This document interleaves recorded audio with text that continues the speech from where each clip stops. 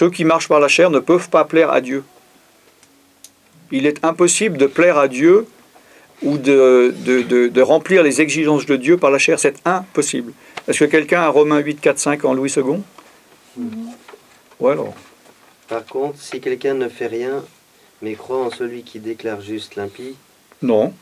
Romains 4, verset 5. Non, chapitre 8, versets 4 et 5. Excusez-moi. Tu peux parler un peu plus fort? Ouais. Tu n'as pas une voix... En effet, ceux voilà. qui se conforment à leur nature propre se préoccupent des réalités de la nature humaine, tandis que ceux qui se conforment à l'esprit sont préoccupés par ce qui est de l'esprit. C'est la 21? Oui. Non, je veux une seconde sérieuse à 1905 ou 79 là. Parce que là, j'ai rien compris. Et cela afin que la justice de la loi soit accomplie en nous, qui marchons non selon la chair, mais selon l'esprit. Ceux, en effet, qui vivent selon la chair, s'affectionnent aux choses de la chair, tandis que ceux qui vivent selon l'esprit s'affectionnent aux choses de l'esprit. Voilà. Donc là, bon, un bon point pour second, par rapport à Darby, donc 1 à 1. Je trouve que c'est bien, s'affectionne, je trouve que c'est un bon, c'est bien, c'est bien. C'est pas dans le texte, mais ça explique bien de s'affectionner à quelque chose. Si on marche par l'esprit, on s'affectionne aux choses de l'esprit. Plus on marche dans l'esprit de Dieu, plus on s'affectionne aux choses de Dieu, et moins on s'affectionne aux choses de la chair. Et plus on marche dans la chair, plus on s'affectionne aux choses de la chair et moins de l'esprit. Donc genre, j'ai pas envie de lire ma Bible, j'ai pas envie de prier, j'ai pas envie de l'église, j'ai pas envie de ceci, j'ai pas envie. Non, parce que votre chair n'a pas envie de ça. Votre chair a envie de dormir, votre chair a envie de lire un livre plutôt que la Bible, etc. Il faut se méfier des envies, justement, de beaucoup d'envies. Quand j'ai envie ou j'ai pas envie, il faut discerner, il faut faire une réflexion intérieure d'abord. Bon, il y a les envies de... Il y a des mauvaises envies, et comme vous parliez des désirs tout à l'heure, il y a des mauvais, mais il y a des bons désirs aussi, comme vous dites. De la chair. Un désir de vie, ou un désir oui, d'aimer, un désir sûr. de s'alimenter, de se soigner sans excès. Il y a un désir qui est bon. D'ailleurs, le désir de Dieu, on dit désir d'amour, désir de la vie éternelle. Ça, c'est du bon désir. Après, il y a un discernement à faire sur les bons et les mauvais aussi, voilà. Non, je suis d'accord. Donc, au niveau de l'Esprit de Dieu, il n'y a que des bons désirs ou des justes désirs. Maintenant, selon la chair, il y a des bons désirs et des mauvais désirs. Mais là, dans le contexte de Galates, là, il n'y a que des mauvais désirs, parce que il parlait en opposition au désir de l'Esprit. Oui, donc là, dans le contexte, mais en dehors par ça, voilà, il ne s'agit pas de mépriser son âme ou son corps, comme justement il est fait, par exemple, dans l'hindouisme. Voilà, il ne s'agit pas de ça. Nous, évidemment que si moi, à midi, j'ai le désir de manger, c'est bon. Voilà. Tout à fait. Donc, il y a un désir qui est bon, de dormir, avoir une relation sexuelle. Hein, ça va, relation sexuelle? C'est quoi, t'as dit? Non, je ne veux pas te choquer la conscience des autres. Non, mais si tu disais le chat est en recherche d'un rapport sexuel, c'était un peu drôle. Voilà. Ah, le chat, mais ouais, non. Non, parce qu'il y a des gens, ils ont des impulsions vers les animaux. Donc, ça, c'est encore moins. Ça vient pas. C'est pas du bon désir. C'est pas du bon désir. Qu'est-ce que je disais là? Tu m'as fait perdre le fil. Non, donc il y a des bons désirs naturels. Voilà, Donc le désir de manger du riz à midi, c'est bon. Maintenant, le désir de manger un bœuf entier, c'est pas bon. Ouais, donc en fin de compte, un bout de bœuf, oui. Voilà. Un bœuf entier, non. On est toujours sur le fil, toujours. Oui, il faut, oui. On est toujours dans. C'est pour ça que j'ai parlé de. Bon, c'est relatif, hein, mais j'ai dit 10, 15 décisions par jour. On a tous les jours des décisions. De petite à moyenne, il n'y a pas de jour où on n'a pas de décision à prendre. Et qu'est-ce qu'on fait? Et c'est ça, le pouvoir de la volonté qui fait partie de l'âme, d'exercer cette volonté et de prendre la bonne décision par rapport à la mauvaise. Dans Deutéronome 30, il est dit, Dieu a dit, je mets devant toi la vie et la mort, la bénédiction et la malédiction, choisis la vie et vis. Tout est une question de choix. On pourrait presque, évidemment on ne peut pas s'en souvenir, mais on pourrait presque imaginer que à partir du moment où tout est, enfin c'est pas imaginer, ça existe, tout ce qu'on a fait dans notre vie, on se souvient. Mais c'est dans notre subconscient, donc notre conscient ne s'en souvient pas. On est d'accord. Mais depuis que nous avons été conçus en tant que foetus, alors je ne sais pas si à partir de quand on a une conscience, si c'est 24 heures, un jour ou 3 semaines, bon, je ne sais pas, on se souvient ce qu'on a entendu ou ressenti, donc c'est en nous. D'accord ? C'est inscrit, ce qu'on a fait est inscrit, il n'y a rien d'oublié. Dieu ne jette rien. Bon. Donc, on pourrait presque se dire qu'au jour du jugement, je pourrais avoir un calendrier en face de moi avec les millions de décisions que j'ai prises dans toute ma vie. Comment je veux dire ? Alors, je pourrais dire, bon, là, ça c'est des... Je mets là les bonnes, je mets là les mauvaises, il y a des petites décisions, il y a des grandes décisions, etc. Puis là, ça fait une sorte de bilan. Et en tant que chrétien, on pourrait, si on avait le temps, se dire, bon, voilà la décision que j'ai prise, à la fin de l'année, se dire, alors, par rapport au choix que j'ai fait, je pourrais dire, j'ai marché plus par l'esprit que par la chair. Vous comprenez ce que je veux dire ? Donc si j'ai marché plus par la chair, je vais être plus affectionné aux choses de la chair, de l'esprit que la chair, ou vice-versa. Vous me suivez ou pas ? Est-ce qu'il y a des questions ?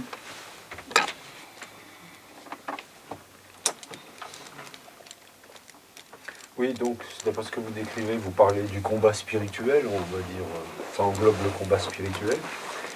Donc, vous pourriez maintenant définir un peu, décrire des moyens, justement, pour combattre ces tendances, les moyens prendre avec l'Esprit Saint, par prière, invocation, donner des conseils à l'Assemblée, pour lutter justement contre ces tendances égoïstes de la chair.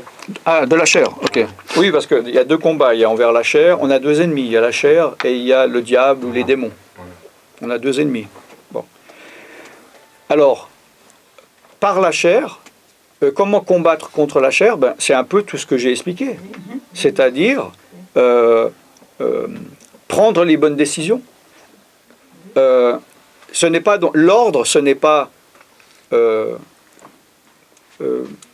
combattre contre ma chair pour que je puisse marcher par l'esprit, mais marcher par l'esprit pour que j'ai moins de conflits avec ma chair. Donc, déjà, avant même de combattre, c'est marcher par l'esprit. En marchant par l'esprit, je vais avoir 10 fois moins de conflits que si je n'y marchais pas. Bon. Maintenant, ce qui reste du conflit de ma chair, malgré que je marche par l'esprit, ça va être justement de prendre les bonnes décisions. De dire, ma chair veut ça, je sais que c'est pas bien, au nom de Jésus, je veux pas ça. Alors prenons l'exemple, ça peut être des pulsions physiques, ça peut être des pensées. Alors il y a 2 types de pensées. Il y a la pensée qui vient de la réflexion, qui mûrit, d'accord ? Et il y a les pensées extérieures, un peu parasites, qui peuvent venir quand même de nous. Je ne parle toujours pas des démons là. On peut avoir une pensée qui nous traverse l'esprit, qui ne vient pas d'un démon. Mais on peut avoir une pensée qui est née d'un raisonnement dans lequel qu'on peut entretenir. Donc nous devons, comme combattre ce que nous savons être de mauvaises pensées. Paul a dit que tout ce qui est bon, tout ce qui est pur, etc., soit l'objet de vos pensées. Donc ce qu'on pense, c'est aussi un choix. Il est dit dans l'Ancien Testament quand est-ce que, enfin, j'ai pas les mots exacts, dans Ésaïe ou je ne sais quoi, quand est-ce que vous enlèverez, l'homme méchant enlèvera ses mauvaises pensées de devant lui, devant ses yeux. Vous voyez ? C'est quand Dieu appelle au repentir que l'homme mauvais se détourne de ses mauvaises pensées pour se tourner vers Dieu, abandonne ses mauvais chemins. Voilà, exactement, c'est ça. Donc j'ai un choix que quand j'ai une pensée parasite, tout d'un coup, tac, de dire non, je ne veux pas rentrer là-dedans, je ne veux pas y penser, je ne veux plus qu'elle revienne. Puis non plus, ne pas justement entretenir quelque chose de mauvais qui sort de mon cœur. Car c'est du cœur que sortent l'adultère, les mauvaises pensées, c'est pas de l'extérieur. D'accord ? Donc, c'est un entretien, c'est de nouveau, chaque fois, combattre, faire un choix. Comme Paul l'a dit, je traite durement, je crois qu'il a dit la chair, ou mon corps, mon corps, hein, afin que moi-même, je sois accepté et pas rejeté après que j'ai dit à tout le monde comment faire. Il faut que je fasse quand même gaffe à moi-même. Donc, c'est une question toujours, pour moi, le haut de la pyramide du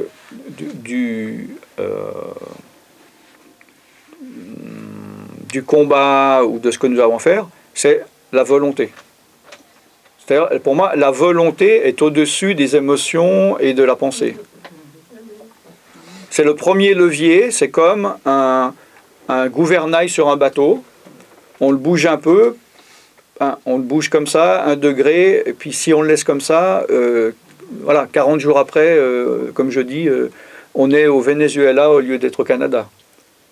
Et la décision, c'est ça. Donc c'est utiliser notre volonté pour prendre la bonne décision. Pour combattre la chair, oui.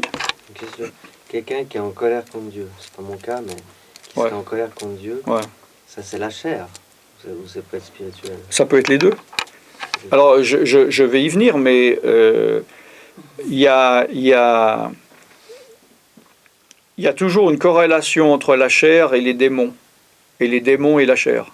C'est-à-dire, ce sont... il faut ces deux éléments pour qu'un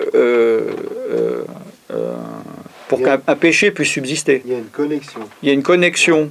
C'est-à-dire, bon, j'allais y venir après, mais comme je dis, le début d'un péché, c'est soit quelque chose qui vient de notre cœur, et dès qu'il y a une mauvaise chose, il y a un démon qui va se pointer en disant « Ouais, très bonne idée, vas-y ». Ou « Attends, j'ai encore mieux, je vais t'expliquer ». D'accord ? Ou, moi je marche tranquille, et puis il y a un démon qui vient me dire « Hey, qu'est-ce que tu en penses ?»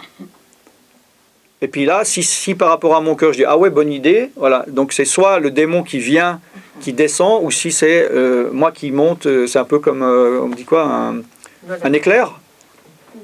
Ça s'appelle un éclair, un truc blanc dans le ciel.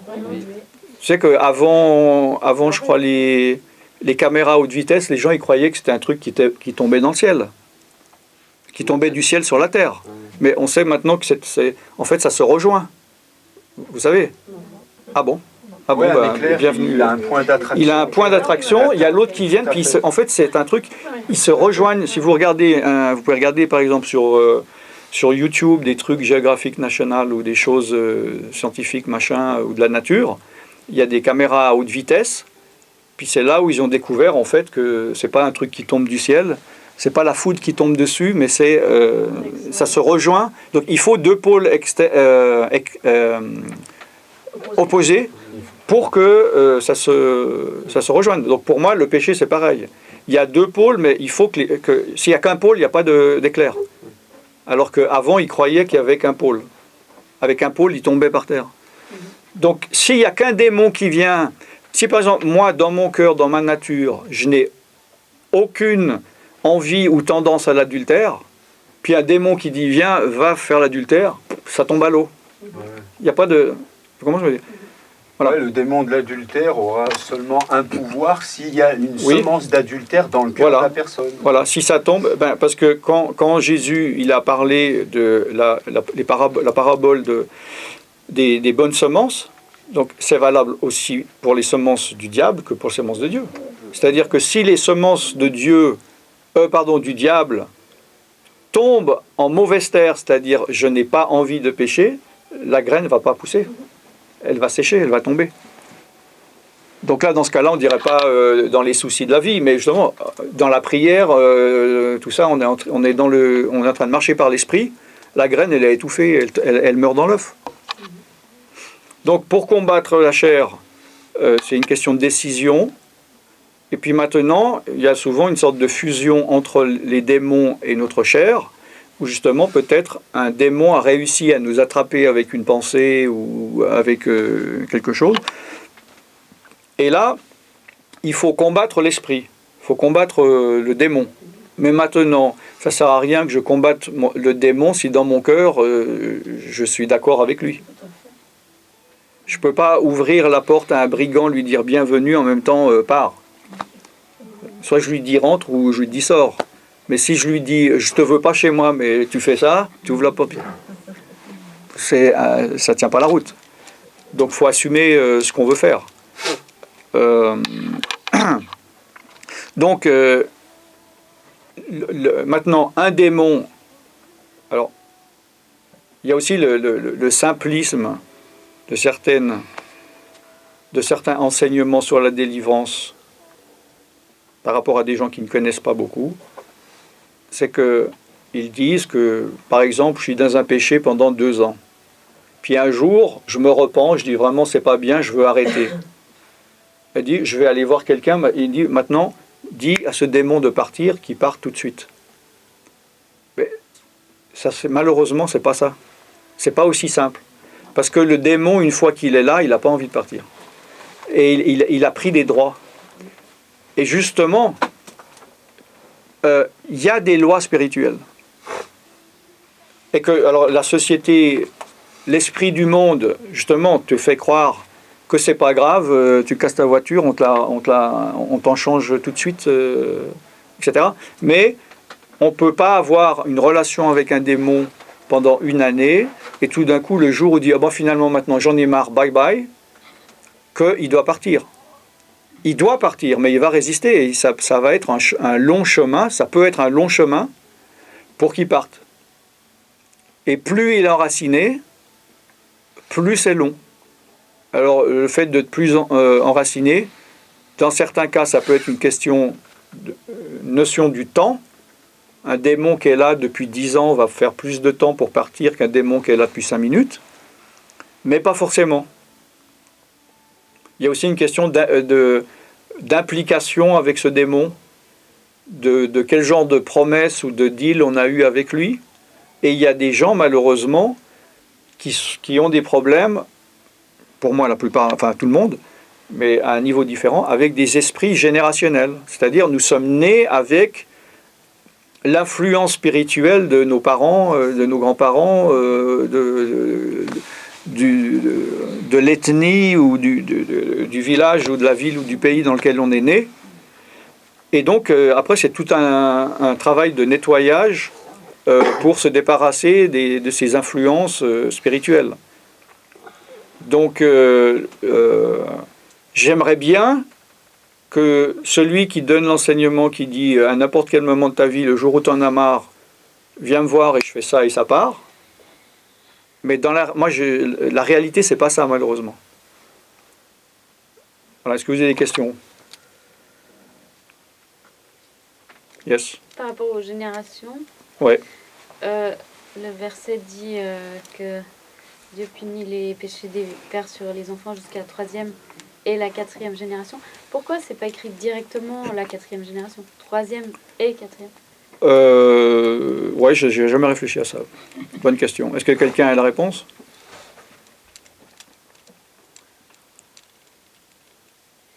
Donc, 4e... Non, question, tu as réfléchi là-dessus? Il y a des petits détails qui nous poussent à poser des questions qui ne servent à rien, puis nous éloignent. Non, ça dépend, ça peut être... je pense qu'il n'y a aucun hasard dans la Bible. C'était la question. Ah, ok, alors, non, mais... Non, moi je l'ai classé comme détail dans ma tête, puis okay. j'ai pas compris. C'est quoi la question? Non, c'est pourquoi est-ce que dans Exode 20, il est dit « Je punis les péchés » jusqu'à la 3e et 4e génération, et pourquoi il n'a pas directement dit jusqu'à la 4e? Pourquoi il a placé pourquoi il n'a pas dit la 1re, 2e, 3e, 4e? Il n'a pas dit la 2e non plus. Hein. C'est ce que je viens de dire. Ouais, peut-être. Alors là, je sais pas, une inspiration. Il est possible que si à la 3e génération, cette génération montre un repentir envers Dieu et s'arrête, ça s'arrête avant la 4e génération. Mais s'il ne montre pas de repentir, ça peut aller jusqu'à 4e génération au maximum.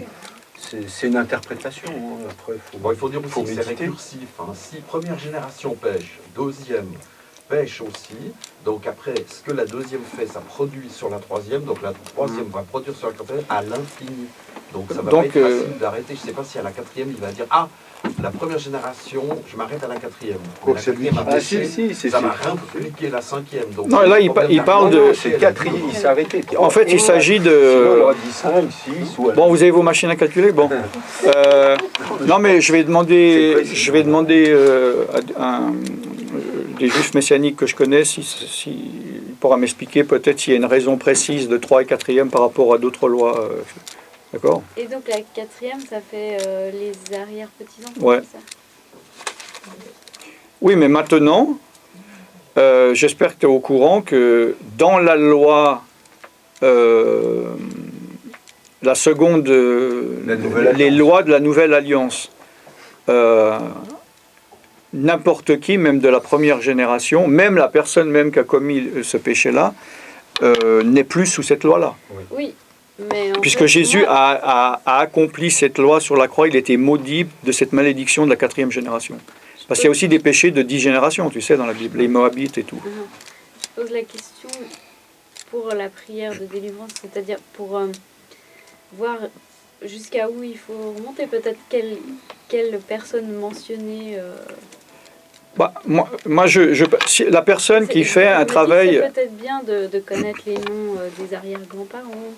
Alors, moi, ce que je dis à des personnes qui veulent être précis dans leur prière, etc., en effet, puisqu'il est parlé de 4e, au moins d'aller jusqu'à la 4e, maintenant, génération.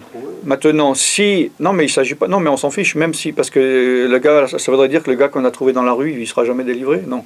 On n'a pas besoin de connaître. On n'est pas responsable. Voilà, si on connaît... Moi, je ne vois pas la différence. Par exemple, moi, mon grand-père, j'en avais un qui s'appelait Robert. Bon. Moi, je pense que si je prie par rapport aux esprits familiers de Robert ou de mon grand-père, le démon ne va pas dire « Ah ben non, tant que tu ne m'as pas dit le prénom, je ne sais pas de qui tu parles. » Donc, on s'en fiche du prénom à la limite. C'est une question d'intention et on sait très bien. Moi, dans mes intercessions, vu que apparemment, je n'ai pas une bonne connexion par rapport à la mémoire des prénoms. La plupart des gens pour qui je prie, je ne nomme pas les prénoms dans ma tête. Je visionne les gens. Je dis, Seigneur, tu bénis cette personne, tu bénis cette personne, etc. Donc, je pourrais prier pour quelqu'un pendant 2 ans, tous les jours, sans la voir. Puis, le jour où elle vient, je dis, tu t'appelles comment déjà? Alors, je la connais très bien parce que je prie pour elle. Visuellement. Toi, tu visionnes, moi je ne peux pas visionner. Mais Bah alors justement, mais ça dépend des cerveaux. Il faut s'adapter. Non, il y avait elle d'abord. Il faut s'adapter à notre cerveau. Puis c'est pas juste connaître le nom, mais ce que la personne a fait, comment elle était. Moi je dis que il faut pas aller trop loin. On est responsable des péchés de nos ancêtres déjà. Et puis comme dit le pasteur, dans la Nouvelle Alliance, Jésus a effacé tout ça sur la croix. Si on s'en remet à Jésus, on se repent, justement, c'était une forme de malédiction. Il l'a annulé quelque part son sang sur la croix. C'est bien ça, en rémission. De nouveau là, il faut se laisser guider par l'Esprit de Dieu. Parce qu'il y a des gens qui vont avoir besoin, pour des raisons X ou Y, d'aller fouiller, puis ça a été utile. Moi j'ai demandé à des gens, ils sont venus ici, puis je dis, mais comment ça se fait que tu as ce caractère, renseigne-toi. Ah mais je connais pas. Et puis ils ont demandé à leur grand-père, dis donc ta mère comment elle était, puis on a découvert quelque chose parce qu'elle s'est renseignée sur la manière de vivre de leur arrière-grand-père ou arrière-grand-mère. Mais il y a des gens qui n'ont pas besoin de ça, donc il faut se laisser guider par l'Esprit de Dieu. C'est pour ça que moi je ne fais pas une méthode qui est valable pour tout le monde, parce que chacun est différent. Donc la méthode ne s'applique pas pour tout le monde d'une manière pareille. Il y a des gens qui ont besoin de remonter et puis d'aller voir dans les détails pour comprendre un problème. Puis il y a des gens, les démons partent sans avoir forcément à comprendre grand-chose au niveau générationnel. Tu comprends, je veux dire? Yes. Comme il dit, Ouais, t'es là avant, après. Si c'est vrai que Jésus a tout accompli à la croix pour, pour tous les péchés. Moi, ce que je ne comprends pas, comment ça se fait, comme vous avez dit, Alan, justement, ces démons qui viennent souvent aussi en rêve, qui viennent aussi semer. Ils sèment genre un peu la sorcellerie, l'envoûtement. Bref. Si moi, par exemple, je refuse cela, moi je dis non à cela, c'est clair que je ne peux pas. Et tu avais dit que normalement il faut un nettoyage et tout tout. Mais ces démons, ils savent que Jésus-Christ a tout payé, mais ils insistent. Oui. Ils persistent Oui. à rester. Oui. Moi, par exemple, j'ai fermé, lors de la dernière délivrance ici, j'ai reçu ma délivrance. Amen. Et j'ai fermé les portes, Oui. j'ai jeûné, j'ai prié. Très bien. Et je demande vraiment grâce à Dieu de marcher sur l'Esprit Saint. Mhm. Mais quand on dort pas dans les rêves, Oui. ces démons-là persistent à venir encore, à Oui. semer Oui. des choses Oui. que nous, on ne veut pas, Oui. que moi, je ne veux Oui. pas. Oui.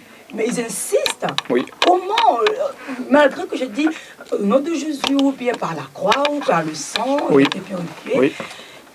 ils sont là. Oui. Oui, mais parce que là, on parlait de démons générationnels. Donc, Oui. c'est différent que on pourrait dire, de nouveaux démons ou de démons qui m'appartiennent qu'à moi. Ou bien c'est des Je générations peux, de parents, en fait. je peux commettre à 6 ans ou à 15 ans un péché qu'aucun de mes ancêtres n'a commis. Donc, je vais attirer un nouveau démon. Et ces D'accord? parents, là, ces parents qui ont péché. Par exemple, moi, dans les rêves, je vois mon père, ma mère, ma grand-mère qui viennent donner Oui. ces choses. Oui, mais justement, parce qu'il y a des droits générationnels. C'est-à-dire, au niveau des... C'est Dieu qui a établi ces lois. Oui. Il y a des lois de bénédiction et de malédiction. Parce qu'on est dans le péché. Hein. On aurait obéi, on aurait été directement dans la vie éternelle. Hein. Bon. Mais il y a des lois que Dieu a établies. Et les démons sont soumis à ces lois. Les démons, le diable est soumis... les démons et le diable ne peuvent pas aller au-delà de ce que Dieu a prescrit, a fixé. On est d'accord? Donc, il y a des esprits qui ont des droits de génération en génération. Donc, s'il y a un démon qui a été envoyé dans les rêves de vos parents, et qui après ont un droit maintenant sur vous, ok, vous devenez chrétienne, ok, né de nouveau, machin, baptisé, blablabla, vous lisez votre Bible, vous marchez, etc. Eux, les démons, ils savent très bien qu'ils n'ont plus les droits et qu'ils devraient partir. Voilà. Mais c'est comme dans la vie de tous les jours. Est-ce que toutes les personnes pour qui il y a eu un jugement, on leur a dit, rembourse à cette personne, quitte cette maison, est-ce qu'ils le font? Non, ils essayent de détourner la loi et les démons, ils essayent sans arrêt de faire tout ce qu'ils peuvent. Parce que c'est pas parce que le juge m'a donné un jugement favorable que c'est automatique. D'accord? C'est comme un héritage. Tout d'un coup, mon père il meurt, on me dit il y a 1 million d'euros. C'est pas parce que j'y ai droit que je vais l'avoir. Il va falloir que j'y aille, que je fasse des choses que j'ai à faire. Il va falloir signer, il va falloir que je tout ça, que je prouve. Puis une fois que j'ai fait tout ça, j'y ai droit. Donc, par la mort de Jésus, on a le droit d'être, de ne plus être sous l'influence générationnelle des démons. On a le droit de vivre dans la victoire. On a le droit de chasser le diable. Mais si on n'applique pas ce droit, les démons vont garder ces droits. C'est pour ça qu'un chrétien né de nouveau, tout ce que vous voulez, avec le Saint-Esprit, peut être tourmenté par des démons alors qu'il n'a plus besoin de l'aide dans la réalité. D'accord? Mais il y a quand même le fait que je peux très bien faire tout ce que j'ai à faire. Ça ne veut pas dire que le démon doit partir dans la minute. Parce qu'il y a des gens qui disent « Non, mais pourquoi Jésus est mort, je marche bien. Pourquoi maintenant ça fait 6 mois que je suis dans la délivrance et le démon n'est toujours pas parti ?» Parce que, comme je l'ai dit, il y a des lois naturelles. C'est comme si on dit Dieu a créé la terre, il a créé des graines, il a créé le principe qu'un arbre, quand il est planté pour pouvoir grandir, doit avoir des racines grandes. C'est comme si vous me diriez ah mais maintenant je veux plus cet arbre, pourquoi en faisant ça il part pas? Non, un arbre qui est là depuis 10 ans avec des racines de 10 mètres de profondeur, on ne peut plus l'enlever comme ça. On a le droit de l'enlever, mais ça va dû prendre du temps de l'enlever. Et le démon, il a le droit de résister. Ben, sinon, il y aura, la délivrance, ça serait rapide. Vous ne serez même pas là. Moi, au téléphone, je vous dis au nom de Jésus, part, tac, il part, et puis alléluia, tout irait bien. Malheureusement, on n'en est pas là. Oui, parce que, comme vous l'aviez mentionné, je l'avais lu dans un livre, il me semble que c'est le livre de 2300 prières qu'une amie à une sœur m'a donné. Écoutez, ouais.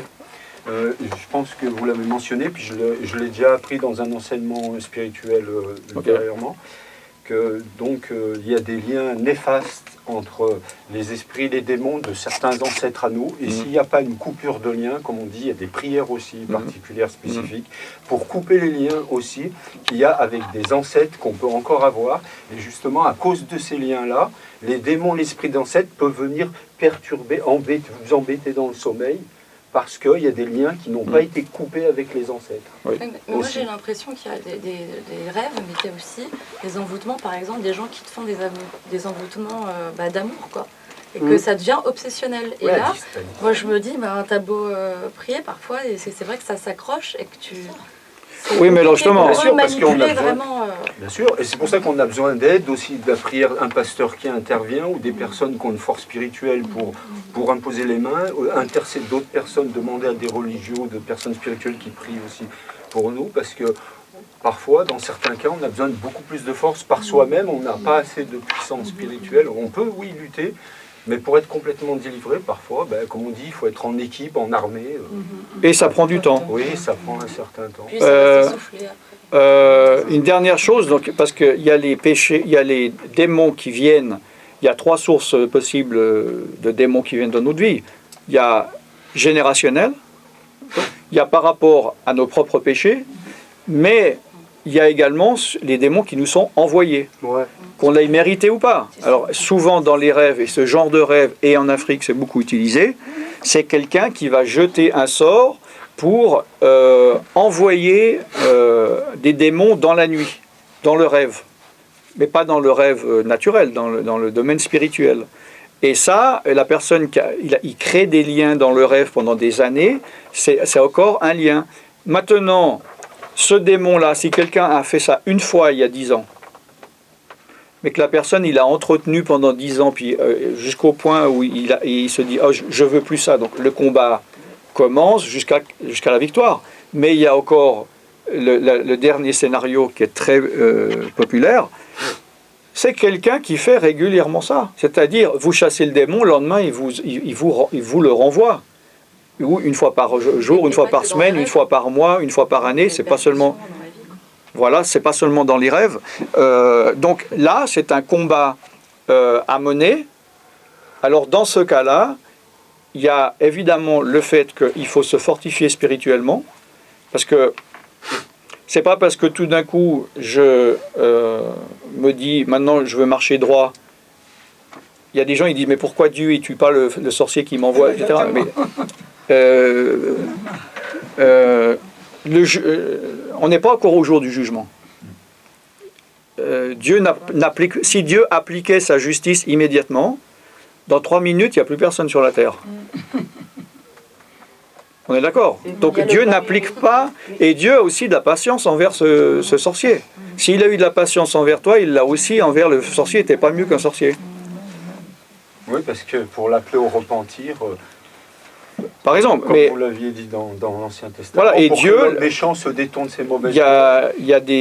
Dieu a établi des lois, il a créé quelque chose, et maintenant il laisse tourner la machine. Et le gars spirituel est régi par voilà, voilà. Donc, par contre, on ne peut pas forcément empêcher un sorcier de nous envoyer, ou un sorcier ou quelqu'un d'autre, un ex ou je ne sais quoi. Par contre, nous, on peut se fortifier pour que ça nous atteigne de moins en moins. Oui.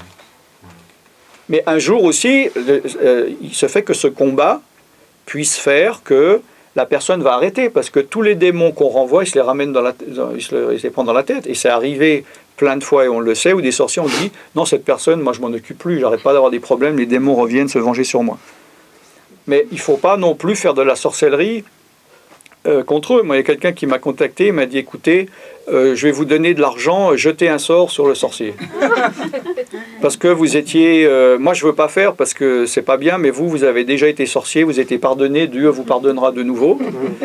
Et puis, Dieu, je suis sûr, il sera d'accord parce que c'est pour le bien. C'est malicieux, là. Ah ben c'est ça, c'est vraiment tordu, ça c'est le serpent de la chair et du diable. C'est une tentation contre vous, ça aussi. Oui, voilà. Que ce soit une attaque, comme on dit, un mauvais tour d'un sbire du malin aussi qui essaie. Non, parce que moi, non, peut-être il y a 20 ans, peut-être j'aurais réfléchi, mais là c'est tellement gros. Non, mais ça pouvait pas fonctionner. C'est comme, oui, c'est comme, en fait c'est ça, c'est la tentation. C'est-à-dire, c'est comme si je dirais, au niveau d'ailleurs de l'esprit du monde, bon, voler un riche pour donner aux pauvres, c'est pas tellement du vol, c'est moral. Alors que aux yeux de Dieu, un vol, c'est un vol. Voilà. Donc, bon, voilà. Alors justement, si on marche par la chair, on va se faire laisser avoir. En effet, voler un riche pour donner à un pauvre, Jésus a dit d'aider les pauvres, donc je peux me tromper par des faux raisonnements et tomber d'un... Alors que si je marche par l'esprit, justement, je vais avoir le discernement que faut pas le faire. Mais on peut quand même être plus ou moins agressif contre les ennemis. Parce qu'on peut demander que l'Éternel les frappe puissamment. Il y a des versets puis des psaumes qui sont terribles. Oui, mais il ne faut pas se tromper d'ennemi. L'ennemi, nous ne combattons pas contre la chair et le sang, mais contre les dominations célestes. C'est-à-dire que quand un sorcier il fait ça, il ne faut pas prier contre le sorcier, il faut prier contre les démons qui parce que lui-même est soumis à des esprits mauvais. Voilà. Mais bon, peut-être lui par choix ou non, mais ça peu importe, on s'en fiche. Ouais. Mais c'est contre les esprits qu'il faut combattre et non pas contre le sorcier. Vous avez une question. Donc au final, on n'est jamais complètement invincible, même si on est très spirituel et qu'on essaie de marcher avec Dieu. On est toujours quand même vulnérable on peut être attaqué. Enfin, c'est ce que mais ce qu'il faut vous enlever complètement de la tête, qui est répandu dans le milieu chrétien mondial, c'est que la victoire est une absence d'attaque. Voilà. Alors, si vous avez ça dans vos têtes, non. Oui, attaquer, par exemple, aller voir un sorcier pour combattre quelqu'un qui vous a fait du mal, non, c'est pas ça du tout. Tu peux répéter la phrase, s'il te plaît? La victoire? Dans la majorité des églises du monde entier, qui ne pratiquent pas la délivrance, donc qui ne s'y connaissent pas, mais qui donnent des leçons à tout le monde, ils disent la victoire est une absence d'attaque. Non. Mais en fait, tu luttes tout le temps. D'accord? C'est-à-dire, le jour où vous aurez la victoire, vous n'aurez plus jamais d'attaque. Mais dans les réalités, oui. Mais parce que déjà, qui dit victoire, dit déjà guerre. Il faut mener une guerre, mener un combat pour arriver à oui, mais le problème, c'est qu'il y a beaucoup de chrétiens qui me contactent. Ah, oui, c'est possible. Hein, et justement, où ils vont me dire... Au secours, même des pasteurs qui m'invitent, au secours, qu'est-ce qui se passe? J'ai des attaques, c'est pas normal. De quoi vous parlez? Des pasteurs de votre propre église? Non, des pasteurs. J'ai des pasteurs dans ma propre église. Non, ben, je ne sais pas. Vous êtes des pasteurs qui m'ont. Parce qu'il y a des pasteurs protestants, baptistes, vous, c'est pentecôtistes, c'est ça? Non. Non. Ah, non. Non.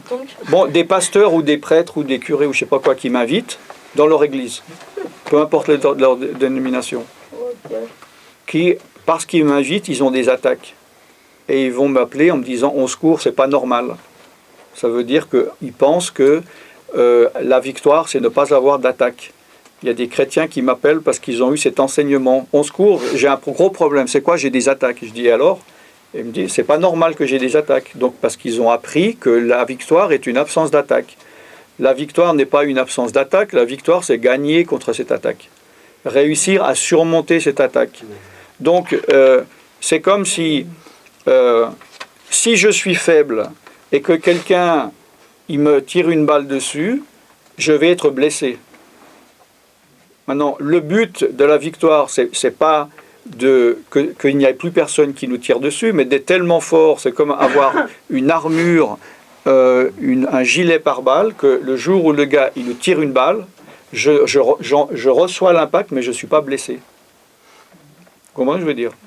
Donc j'ai les moyens aussi de riposter, j'ai les moyens de ne pas recevoir la pleine potentialité de la malédiction, mais éventuellement de sentir l'attaque. Moi je suis sans arrêt attaqué, je ne me dis pas pourquoi Seigneur, je ne comprends pas, on est en guerre. Donc le gars qui est au milieu de la guerre, il dit pourquoi il y a des ennemis qui m'attaquent? Faut qu'il retourne à l'école, le gars. Il n'a pas compris le principe de la guerre. Hein. Si c'est des pasteurs, comme vous dites, ou des prêtres... Attendez. Hein?